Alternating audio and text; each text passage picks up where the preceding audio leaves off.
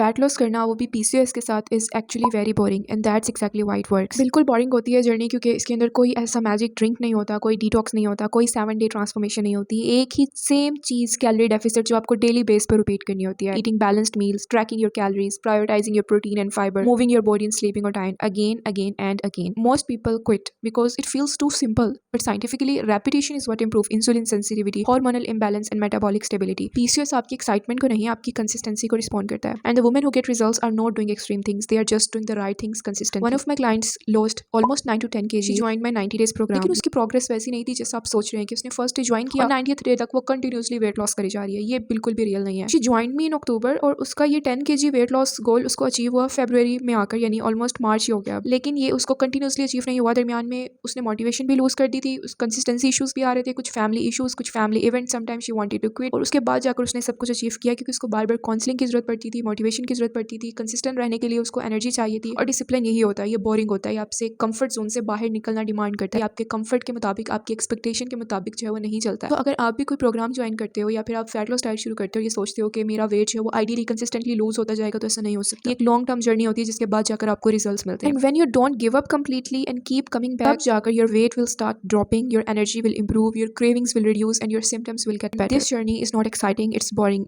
it is not fast, it is not perfect, it's repetitive and it's slow, but it works. Because PCOS fat loss is not about crash diet. And please stop bullying your body by following those extreme low calorie crash diet plans. और अगर आप भी बार बार इस crash diet से fat loss करके और अपने weight का rebound होता देख कर थक चुके हैं, then it's the time that you should take care of your health responsibility. और ऐसी women जो कि serious है अपने fat loss को लेकर और long term think करती है, ना कि वो short fixes को chase कर रही हैं, उनके लिए I've opened my 90 days and 120 days summer fat loss program. To get the details, DM me Summer 90 or Summer 120 respectively.